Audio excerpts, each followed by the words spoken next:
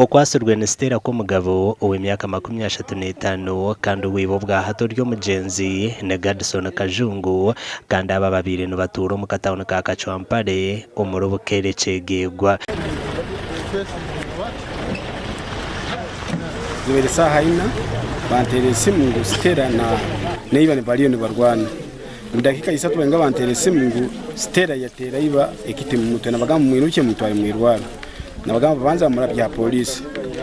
polisi bamutwara mu kirindike mu dakika nka 30 bantere simu ngo muntu yafa deni tukutwaje kutwiruka speed kuza kwika polisi twashanga polisi yayikireho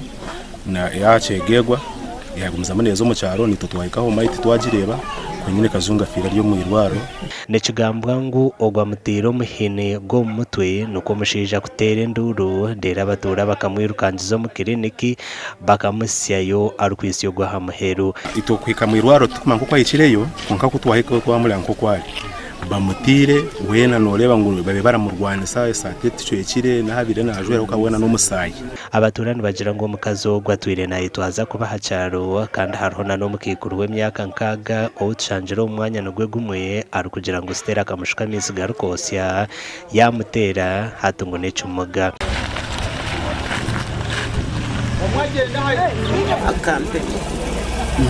yanyoki kokankanta kumangwa kino umutima gwe hatuna haja muke kanta kumanya ngo cyo umutima gwe tire na munonga uwe bikorobero geye ecyo kubanza abashija akayisabo bashatu omwe baramweta Sande akarinda kumwita umushakira yavura mwine mabana abo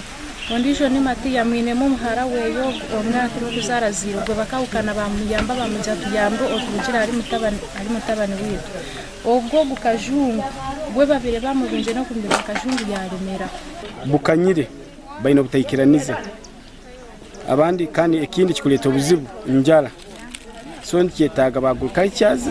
ba government na government bona kwatira hamwe baje basomesa obugabe bw'abantu omukazi okwasurwe ari ha polisi kandi polisi yanjire kugira ikiyagamba hanshongezi obwegumize ngo eriyo mu kucondoza amakuru agagasha kwa Philip Murangira.